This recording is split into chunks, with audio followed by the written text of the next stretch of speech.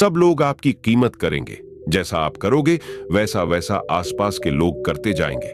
बस इस रहस्य को समझ लो, जो कि गौतम बुद्ध ने कई सालों पहले अपने शिष्यों को बताया था।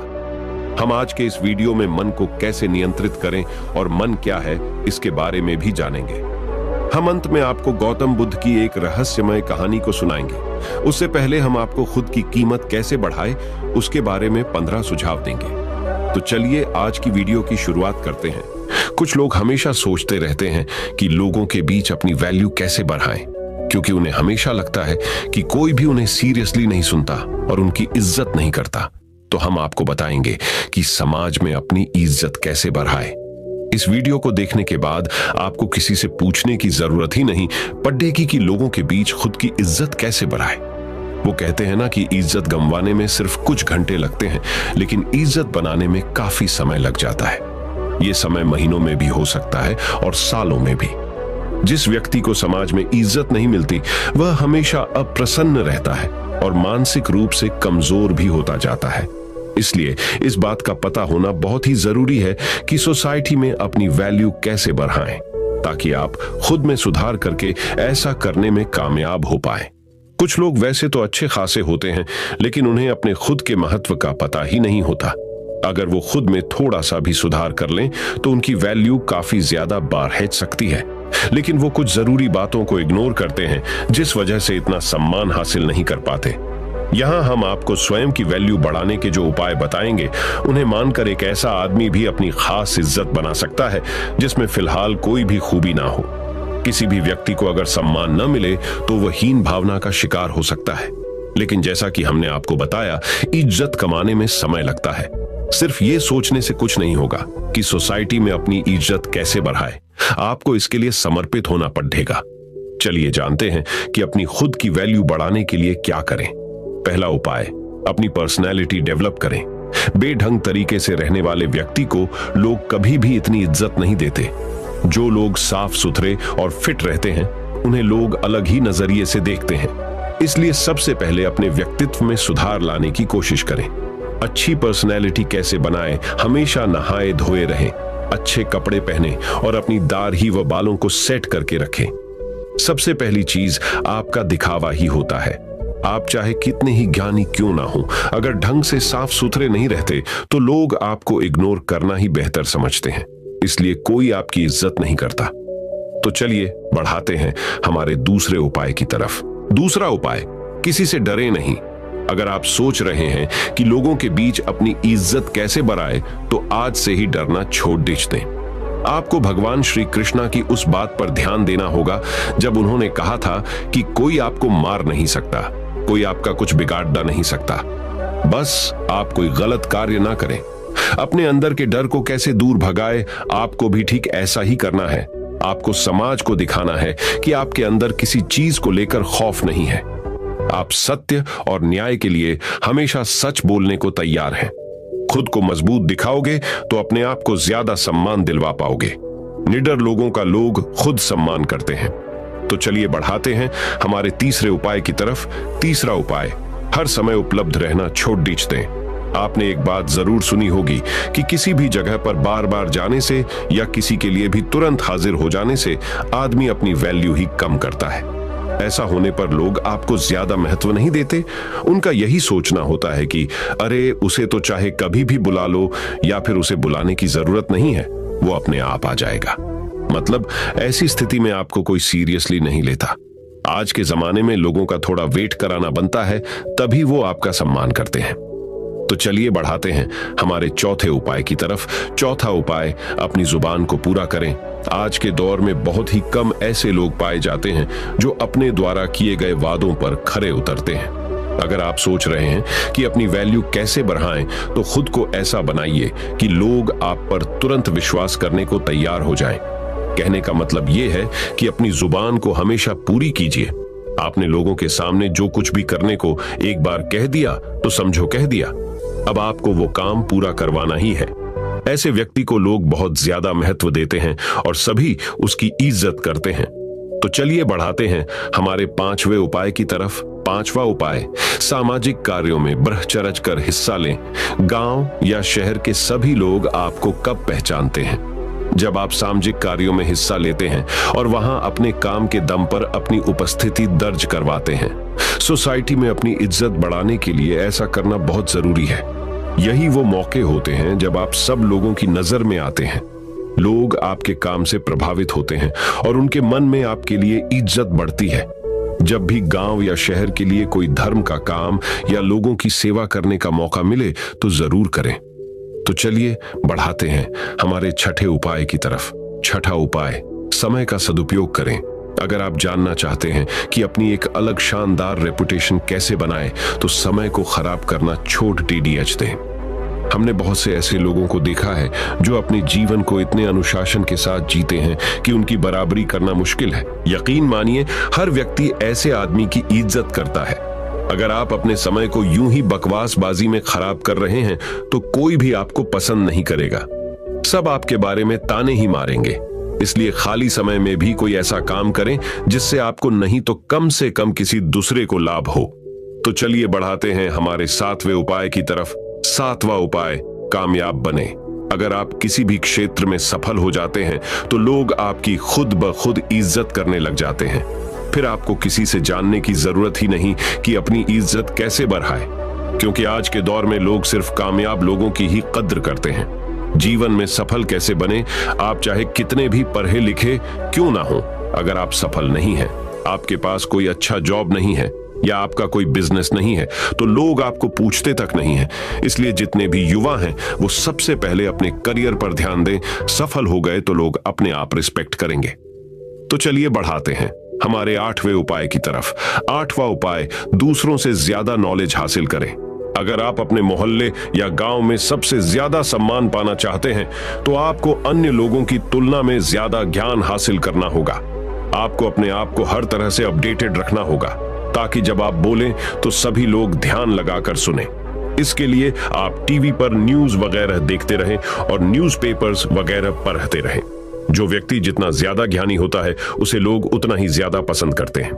तो चलिए बढ़ाते हैं हमारे 9वें उपाय की तरफ। 9वां उपाय, बेबाकी से जवाब दें। आज वो दौर है जहां कमजोर व्यक्ति को तुरंत दबाने की कोशिश की जाती है। एक बार किसी से दबने के बाद वो बार बार आप पर कटाक्ष करने लगते हैं। उन्हें देखकर दूसरे लोग भी आपके मजे लेने लगते हैं। आपको ऐसा होने से रोकना होगा। स्मार्ट कैसे बने, अगर कोई आपसे मस्ती में आकर बात कर रहा है तो उससे आंख से आंख मिलाकर बेबाकी से जवाब दें, ताकि सामने वाला व्यक्ति और अन्य लोग तुरंत समझ जाए कि यह बंदा काबू में आने वाला नहीं है। आजकल अपनी इज्जत खुद करवानी पड़ जाती है। तो चलिए बढ़ाते हैं हमारे 10वें उपाय की तरफ। 10वां उपाय, अपने टैलेंट को शो कीजिए। कुछ लोग वैसे तो हर वक्त सोचते रहेंगे कि अपनी वैल्यू कैसे बढ़ाएं, लेकिन उसके लिए जो जरूरी कदम है वो नहीं उठाते।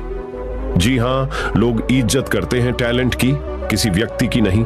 वो दौर गया जब आदमी की इज्जत की जाती थी। आज के जमाने में इज्जत हासिल करने के लिए आपको अपने अंदर छुपे हुनर को लोगों को दिखाना होगा, तभी तो लोग आपको खास समझेंगे।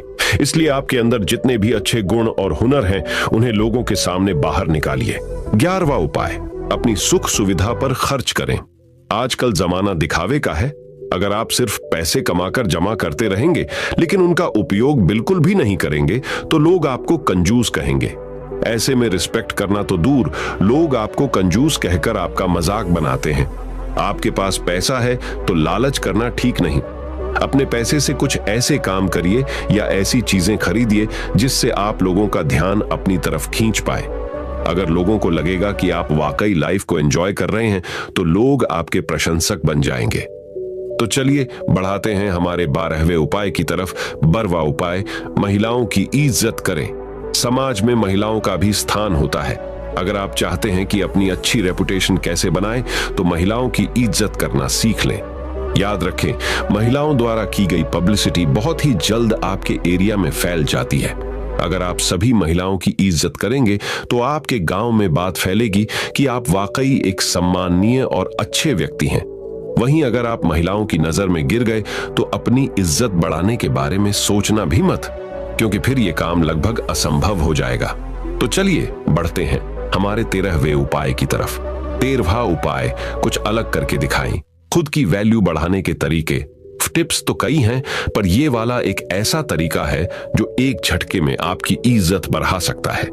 जी हाँ, साधारण जीवन तो सभी जीते हैं और ज्यादातर लोग बस खुद के लिए ही जीते हैं। अपने सपने को कैसे पूरा करें? आप अपने जीवन में कोई ऐसा काम कीजिए जिसे सब याद रखें और लोगों के बीच आपकी साख बन जाए।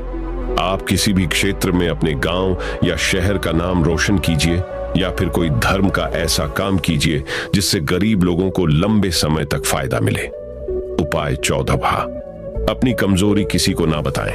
एक मजबूत इंसान वो होता है जो अपने दुख को खुद अकेला झेलता है, लेकिन खुशियों को सबके साथ बांटता है। ऐसा व्यक्ति वास्तव में इज्जत का हकदार होता ही है, क्योंकि ये एक खास गुण है जो सब में नहीं होता। आजकल लोग दूसरे लोगों की कमजोरी पकड़ने के चक्कर में लगे रहते हैं ताकि उन्हें घेरा जा सके और लोगों के बीच उसकी खिल्ली उड़ाई जा सके। आपको ध्यान रखना है कि अपनी कमजोरी को खुद तक ही सीमित रखें, अन्यथा लोग आपकी उसी कमजोरी को निशाना बनाएंगे। तो चलिए बढ़ाते हैं हमारे 15वें उपाय की तरफ। उपाय 15वां, सबके साथ प्यार से रहें। इज्जत उसी व्यक्ति की होती है जो खुद दूसरों को इज्जत देता है। अगर आप सबके साथ लड़ ढाई झगड़ा करते रहेंगे तो समाज में आपकी छवि खराब होगी और कोई भी आपका सम्मान नहीं करेगा। अच्छा व्यवहार एक बहुत बड़ी चीज होती है जो अनपढ़ और गरीब व्यक्ति को भी इज्जत दिलवा देता है। चाहे कोई छोटा हो या बड़ा, सबके साथ प्रेम के साथ बात करें। उनके साथ जब भी समय बिताएं, हंसते मुस्कुराते रहें। इस तरह से हर व्यक्ति आपके व्यवहार से प्रभावित होकर आपकी इज्जत करेगा। इस तरह से यदि आप वीडियो में बताई गई बातों पर अमल करते हैं तो निश्चित ही लोग आपकी इज्जत करना शुरू कर देंगे। आप लोगों की नजर में एक अलग ही व्यक्ति होंगे और आपकी छवि उन्हें आपकी इज्जत करने को मजबूर कर देगी। तो मैंने तो आपको अपनी इज्जत को कैसे बढ़ाए ये तो बता दिया। अब हम गौतम बुद्ध की एक रहस्यमयी कहानी से जानेंगे कि अपने मन को कैसे समझे और उसे पर विजय पाने के लिए कौन सी विधि का पालन करें। तो चलिए कहानी की शुरुआत करते हैं। दोस्तों, एक बार एक व्यक्ति बुद्ध के पास आता है और उनसे पूछता है कि बुद्ध, अपने मन को काबू में करने और उसे समझने का पहला चरण क्या है और इसके लिए हम कहां से शुरुआत करें कि हमारा मन हमारे वश में आ जाए। बुद्ध मुस्कुराते हैं और उसका उत्तर देते कि अपने मन को समझने का पहला चरण है इसके द्वारा दिए गए लालचों की व्यर्थता को देख लेना। जिस इंसान ने अपने मन के द्वारा दिए गए लालचों की व्यर्थता को देख लिया, उसने इससे मुक्त होना शुरू कर दिया। और उसके बाद वह व्यक्ति बुद्ध से पूछता है कि हमारा मन जो हमें लालच देता है उसके व्यर्थता को कैसे देखा जाए। बुद्ध कहते हैं, अपने अनुभव से। मनुष्य जिस भी गलत कार्य को अति में करता है उससे उसे दुख मिलता है और यही दुख उसका अनुभव है और यही अनुभव उसके रूपांतरण का कारण बन सकता है। जिसने देख लिया और वास्तव में देख लिया कि नशा करना केवल दुख है, उसने नशे से मुक्त होना शुरू कर दिया। जिसने देख लिया कि ईर्ष्या केवल खुद को जलाती है और वास्तव में देख लिया, उसने ईर्ष्या से मुक्त होना शुरू कर दिया। तुम्हारा ये देख लेना कि मन लालच तो हमेशा तुम्हें तृप्ति का देता है, लेकिन लगता यह तुम्हें सदैव अतृप्त है, और यही अपने मन को समझने का पहला चरण है। कहानी को आगे बढ़ाने से पहले आपको इस एक प्रश्न को समझना आवश्यक है, और वो प्रश्न है कि आप अपने मन को वश में करना क्यों चाहते हैं। क्योंकि आपने यह अनुभव कर रखा है कि आपका मन आपको दुख देता है, पर क्योंकि आपको आपके मन के लालच बहुत बड़े सुहावने लगते हैं, इसीलिए आप इन लालचों के पीछे छुपे हुए दुखों को नहीं देख पाते। सिर्फ अपने दुखों को देख लेने से आपका मन आपके वश में नहीं हो जाएगा। उसके लिए आपको दूसरा चरण क्या है यह समझना होगा। वह व्यक्ति बुद्ध से पूछता है कि बुद्ध, यदि कोई व्यक्ति यह जानता है कि उसके मन के लालचों के कारण उसके जीवन में दुख है, तो क्या इसका अर्थ यह है कि वो व्यक्ति पहले चरण पर है? और यदि वह व्यक्ति पहले चरण पर है तो दूसरे चरण पर कैसे जाएगा? बुद्ध कहते हैं कि उस व्यक्ति को खोज पर निकलना होगा, किसी ऐसे व्यक्ति की खोज पर जो अपने मन से मुक्त हो चुका है और जिसने अपने मन को जान लिया है, क्योंकि तुम्हारा मार्गदर्शन वही कर सकता है जो उस जगह पर पहुंचा हुआ है और जहां तुम जाना चाहते हो। दोस्तों, यहां पर एक बात समझनी आवश्यक है कि खोज पर निकलने का अर्थ यह नहीं है कि आप सन्यासी बन जाएं, बल्कि खोज पर निकलने का अर्थ यह है कि कोई ऐसा व्यक्ति खोजना जो आपका मार्गदर्शन कर सके। अब यहां पर प्रश्न यह उठता है कि ऐसे व्यक्ति को कहां पर खोजें, क्योंकि आस पड़ोस में तो सभी लोग अशांत भरे पड़े हुए हैं। मैं और आप इस इंटरनेट के बदौलत ही जुड़े हुए हैं। अगर इंटरनेट नहीं होता तो क्या आप मेरे इस वीडियो को देख पाते? नहीं ना। दोस्तों, तो चलिए कहानी में वापस लौटते हैं और अच्छे से जानते हैं कि अपने मन को समझने का दूसरा चरण क्या है। वह व्यक्ति बुद्ध से पूछता है कि उस व्यक्ति की पहचान क्या है, जिसने अपने मन को समझ लिया है और जिसने खुद को जान लिया हुआ है, क्योंकि हर व्यक्ति यह दावा करता है कि वह ज्ञानी और बुद्धिमान है। लेकिन वास्तव में ज्ञानी कौन है, वह कैसे पता लगेगा? बुद्ध कहते हैं कि यही तीसरा चरण है, और वो चरण है सुनकर। सुनना ही अपने मन को समझने का तीसरा चरण है। उसके बाद वह व्यक्ति बुद्ध से पूछता है कि क्या देखकर यह पता नहीं किया जा सकता, क्योंकि आपको देखकर ही पता लगता है कि आप एक महात्मा हैं। बुद्ध कहते हैं कि देखने में तो कोई व्यक्ति बहुत शांत लग सकता है, लेकिन भीतर से वह क्या है, ये उसके शब्द ही बता सकते हैं। लेकिन ध्यान रहे कि शब्दों पे भी विश्वास एकदम से नहीं कर लेना है। किसी भी बात पर विश्वास इसीलिए नहीं कर लेना है कि उसे मैंने कहा हुआ है या किसी महात्मा ने कहा हुआ है। किसी भी बात पर विश्वास आपको तब कर लेना है जब वह तुम्हारा अनुभव बन जाए। गौतम बुद्ध के द्वारा कही गई इस बात को मैं आपको थोड़ा और आसान भाषा में समझाने की कोशिश करता हूं। दोस्तों, कोई कहता है कि ध्यान करना अच्छा है और कोई कहता है कि ध्यान करना बुरा है। ये दोनों ही अतिया है। अगर आप अभी ध्यान को अच्छा मानते हैं तो आप बहुत जल्द ही उसे बुरा मानने लग जाएंगे, और यही हमारे मन की चाल है। तो अब आपके मन में सवाल उठा होगा कि कैसे? तो उसका उत्तर ये है कि ध्यान की शुरुआत में आपको आनंद नहीं मिलेगा, बल्कि बोरियत महसूस होगी, और आपका विश्वास क्या था कि ध्यान अच्छा है, लेकिन आपको अनुभव क्या हो रहा है कि ध्यान बोरियत भरा है। तो धीरे धीरे आपका विश्वास बदलने लगेगा। पहले आप ध्यान को अच्छा मानते थे, लेकिन अब आप ध्यान को बुरा मानने लग जाएंगे। आप एक अति से दूसरे अति पर पहुंच जाएंगे, और यही हमारे मन की चाल है। हमारा मन हमें अतियों में ही भटकाता रहता है, और अगर आप ध्यान को बुरा मानते हैं तो आप कभी भी ध्यान करेंगे ही नहीं। अब कहानी में वापस लौटते हैं और अच्छे से समझते हैं कि अपने मन को समझने का तीसरा चरण क्या है। बुद्ध कहते हैं कि किसी भी बात पर विश्वास तब तक नहीं करना है जब तक वह तुम्हारे विवेक की कसौटी पर खरी नहीं उतर जाए, और इसके लिए कर्म करना आवश्यक है, और कर्म ही अपने मन को समझने का चौथा चरण है। अगर आप धन कमाना चाहते हैं तो आपको सही दिशा में कर्म करना आवश्यक है। ठीक उसी प्रकार अगर आप खुद को जानना चाहते हैं तो आपको सही दिशा में कर्म करना आवश्यक है।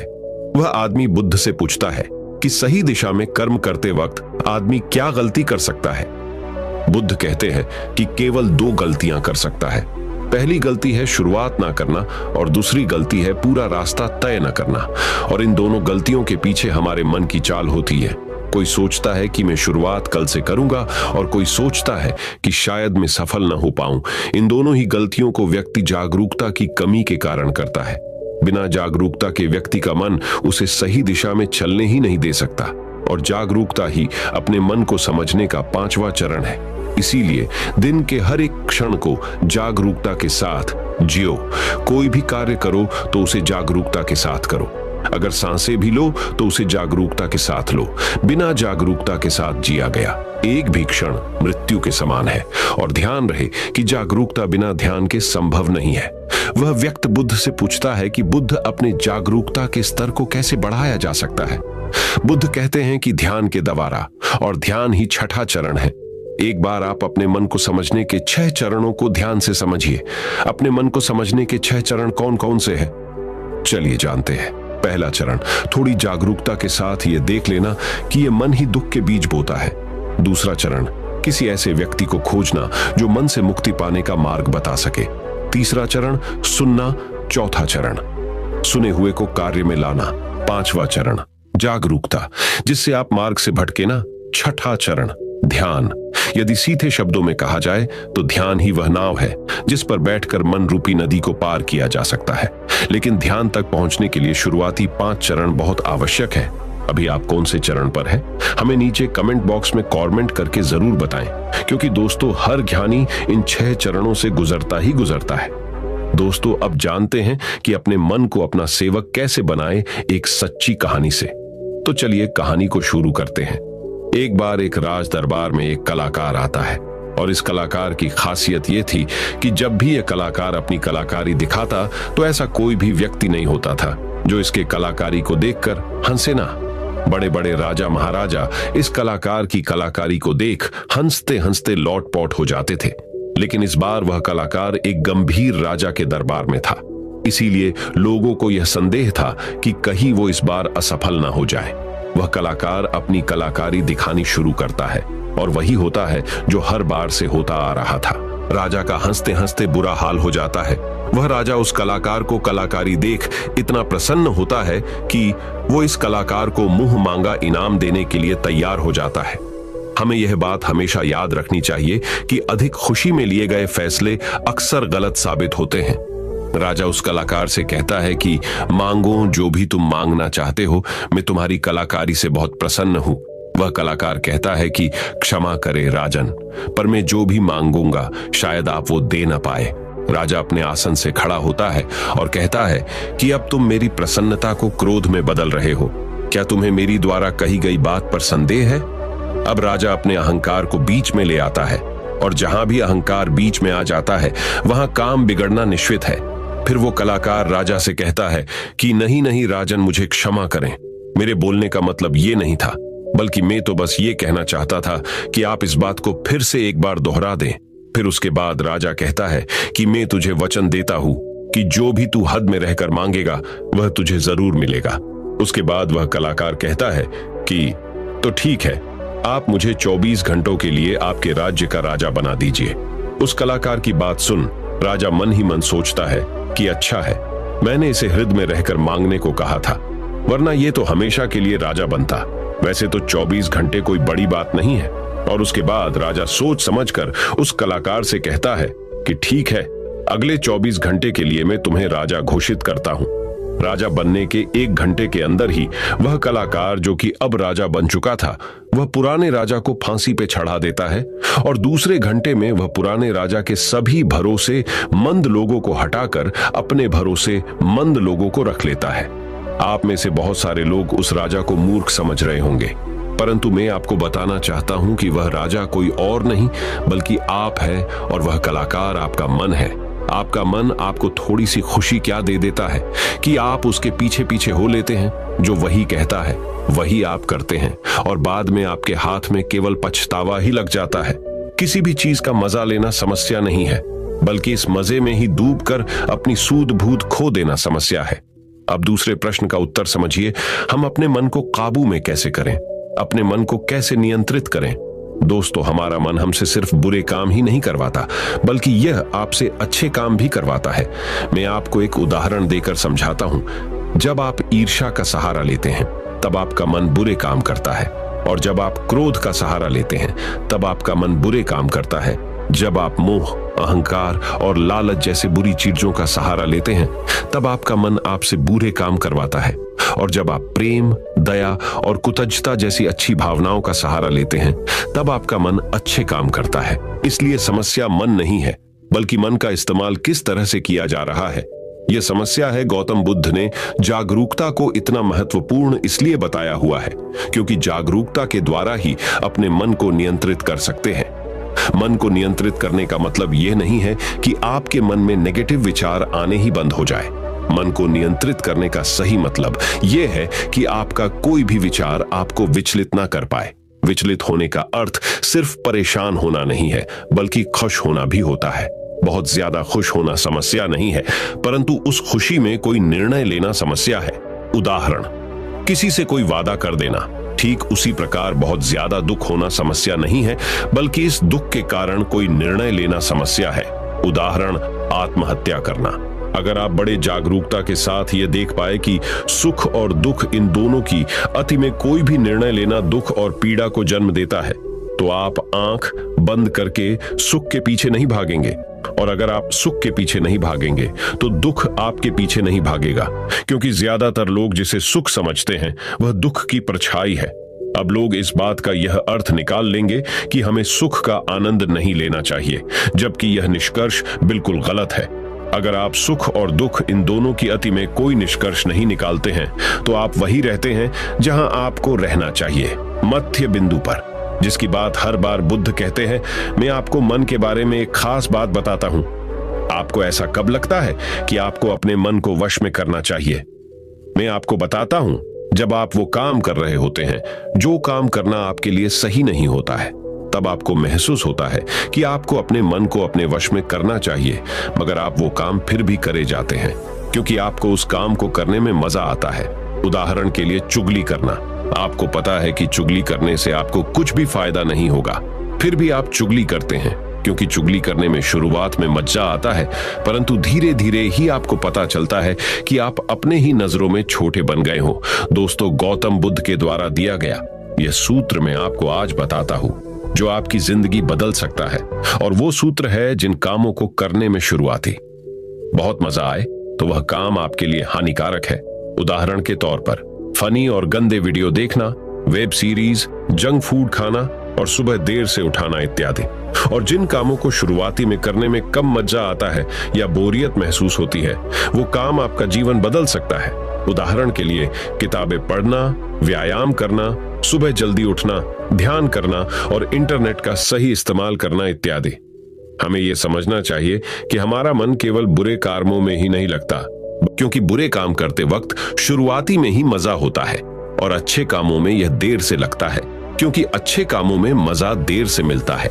इसलिए मजे के पीछे न भागें, बल्कि सही काम के पीछे भागें। सफलता आपको निश्चित मिलेगी।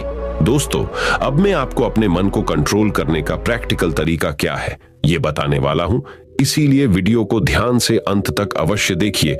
दिमाग को कंट्रोल कैसे करें, जानिए मन को कंट्रोल करने का प्रैक्टिकल तरीका। दोस्तों, ज्यादातर लोग ये सोचते हैं कि मन को कंट्रोल करना मुश्किल है, और यह बात सच है केवल उन लोगों के लिए जिन्हें यह पता नहीं है कि मन क्या है और यह कैसे कार्य करता है। जो लोग जानते हैं कि मन क्या है और यह कैसे कार्य करता है, उनके लिए अपने मन को कैसे नियंत्रित करना आसान है। तो आइए सबसे पहले यह समझते हैं कि मन क्या है और यह कैसे कार्य करता है। मन क्या है और यह कैसे कार्य करता है। हमारा मन दो हिस्सों में बटा हुआ है, पहला चेतन मन और दूसरा अवचेतन मन। चेतन मन को हम सब बुद्धि के नाम से जानते हैं। ये हमारे भीतर एक फिल्टर की तरह काम करता है। जो भी जानकारी हमारे अंदर जाती है उसे यह जांचता और परखता है।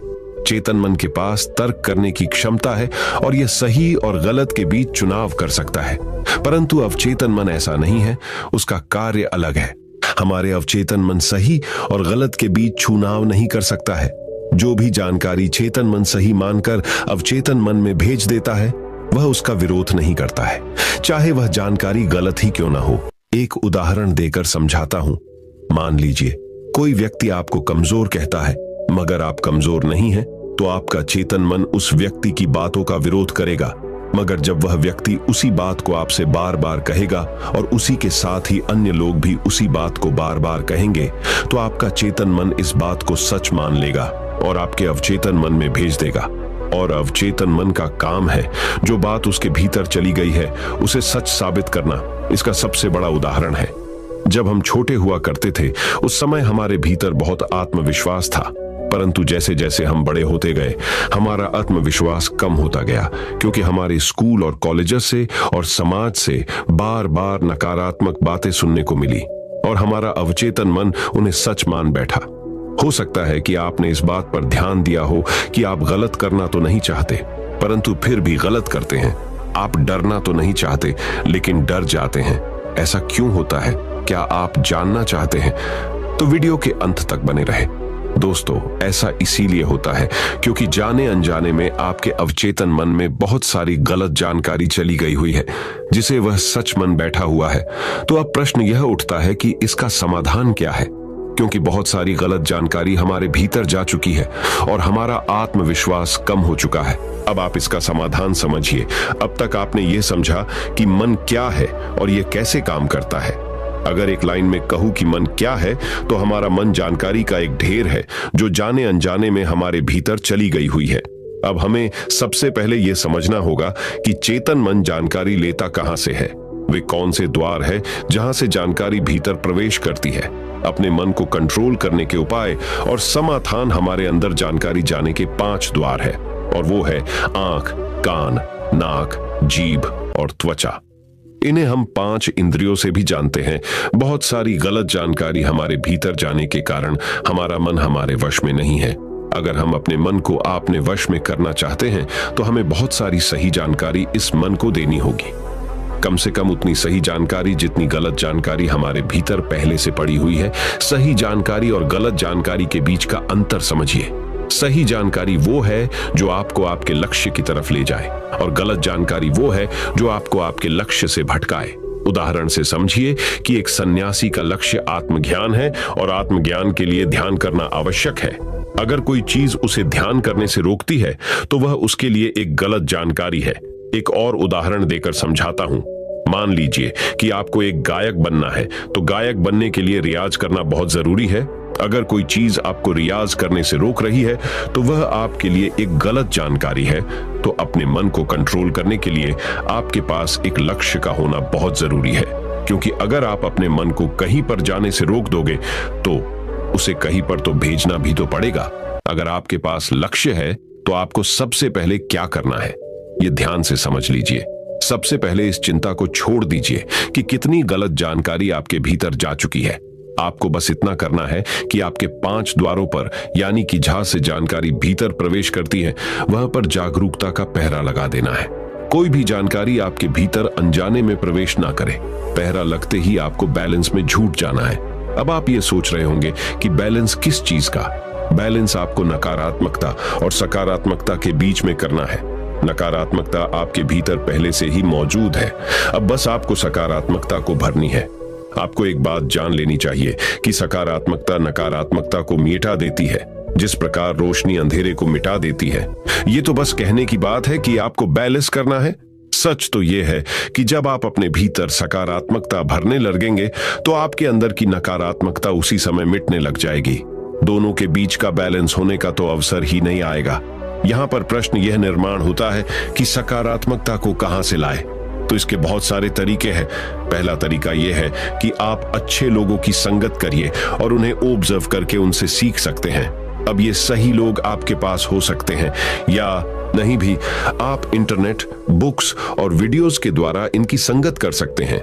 उदाहरण के लिए, अगर आप बुद्ध की संगत करना चाहते हैं तो आप उनके ऊपर लिखी हुई किताबों को पढ़कर और ऑडियो टेप सुनकर उन्हें समझ सकते हैं। ध्यान रहे, हमेशा ऐसी चीजें पढ़े, सुने और देखे जो आपकी लक्ष्य से जुड़ी हुई हो। जब आप लगातार अपने भीतर अपने लक्ष्य से जुड़ी अच्छी जानकारी भेजते हैं तो आपके अंदर की नकारात्मक जानकारी को धोकर साफ करती है। अभी हमारा मन गलत जानकारी में उलझा हुआ है जो अनजाने में हमारे भीतर चली गई हुई है, जिसके कारण हम अक्सर कहते हैं कि हमारा मन हमारे वश में नहीं है और हमारा मन किसी भी काम में नहीं लगता है। हमें यह समझना चाहिए कि मन हमारा है, हम मन के नहीं है। वही सुनो जो आपके लक्ष्य से जुड़ा हुआ है, वही देखो जो आपके लक्ष्य से जुड़ा हुआ है, और वही पढ़ो जो आपके लक्ष्य से जुड़ा हुआ है।